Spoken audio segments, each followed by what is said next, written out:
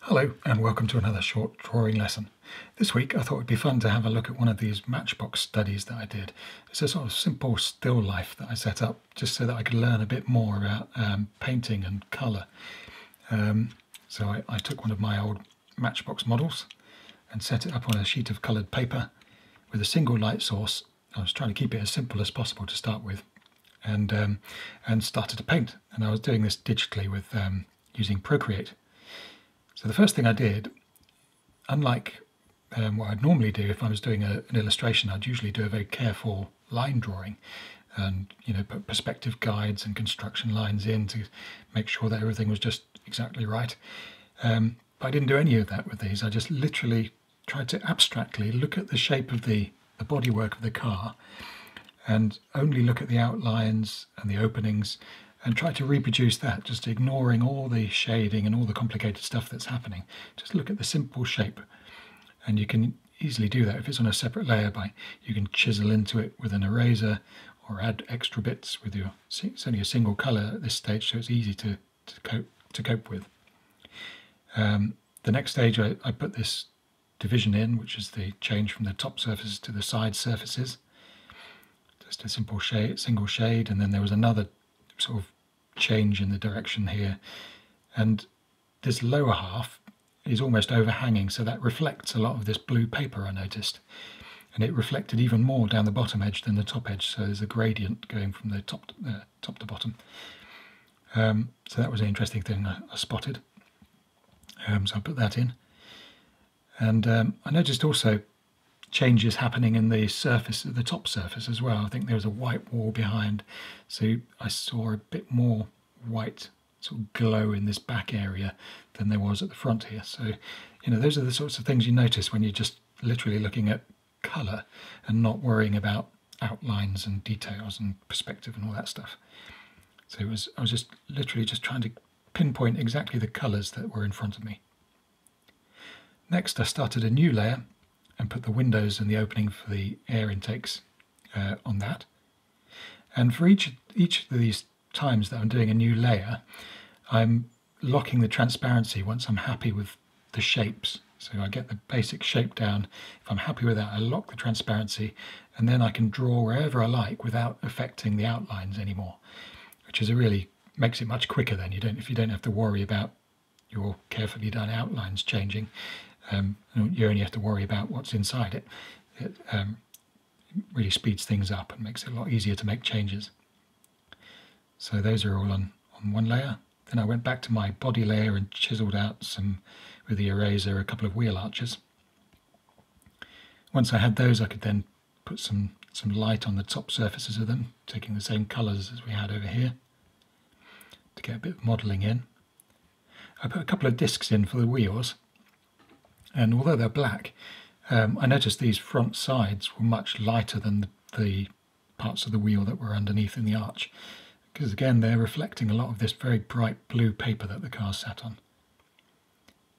Next, on a separate layer again, behind everything else, I put the shadow in. And I was trying to get a sort of painterly feel rather than a photorealistic feel. So I allowed myself a little bit more kind of roughness with this ground shadow. Just to get those kind of painterly brush strokes. I'm using a sort of square brush for all of this. I still tried to capture how the light changed, so there's a slightly soft edge to this shadow because the light source was quite big. Next I moved on to some detail. I put the bumper on there, not much to that, but we moved on to the interior. And the interior looks really complicated and busy in there. It's kind of very detailed and gold, but actually if you squint your eyes you can see that it's mainly just a sort of dark brown hole and you can kind of see a lighter patch where you can see through the screen on the other side, but sitting on top of that dark brown are a couple of much lighter sort of gold colours. There's a medium gold, and then there's some really bright golden highlights. So it's just two tones really sat on top of that brown. And I didn't worry about trying to draw chairs and steering wheels and things or anything. I just tried to again look abstractly at the blocks of colour that I could see and how they were arranged. And from a distance it kind of reads as the interior does. Same with the air intakes, they're just 8 grey blobs and 4 orange ones, which kind of does the job for now. Next I moved on to the centres of the wheels, which again, these are chrome, so they reflect a lot of this. They're almost the same colour as this grey blue, they're just slightly darker. They have holes in which are almost black. And then there's the fun stage, which is the highlights. And the highlights suddenly make the car kind of really look shiny and three-dimensional. Highlights are reflections of the light source itself, and they don't always fall where the brightest points of the car are. They just, yeah, they don't work like that.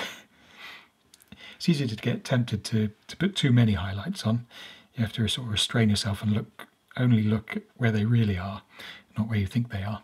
You'll find them on the outside corners of edges, on arching shapes, and also in the corners and creases of things as well. You'll find them. Once that was done, I could move on to sort of finer details like the shut lines of the doors. And finally, there's some chip paint. And the chip paint again was on a separate layer with a medium grey. Once I got those kind of, when I was happy with the positions and the shapes of those, I locked the transparency, and then I made the top surface ones brighter because they catch more light, and the side ones here bluer because again this metal reflects quite a lot of the blue paper. And then the last step was to add a paper texture over the whole thing, just because sometimes digital stuff can look a little bit too clean and perfect, and having a little bit of paper texture can just sort of soften things and make it feel a bit more natural. I hope you found that interesting. I learned a huge amount by doing it. I'd recommend trying it yourself, and just having a single object on a plain background with a single light source, I think is a really good starting point before moving on to more complex stuff like landscape painting, something like that. You know, I think it's a good idea to keep it manageable so that you can really study what's happening in a simple scene before moving on to something more complex. And I think one other thing that I really learned from this is that how the colours and the shades are almost more important than the careful drawing, you know, perspective and all that stuff. You know, that if it doesn't matter if the perspective is perfect, if your shades and values and things, your colours aren't quite right, it's not going to feel as realistic as you hope it would. Whereas getting the colours right and the lighting right is almost more important than getting the drawing right, which is a weird thing. But there you go. Hope you found that interesting. Do let me know in the comments if you give it a go yourself. I highly recommend it. Otherwise, have a good week. Like and subscribe and all that stuff. And I'll see you for another one soon.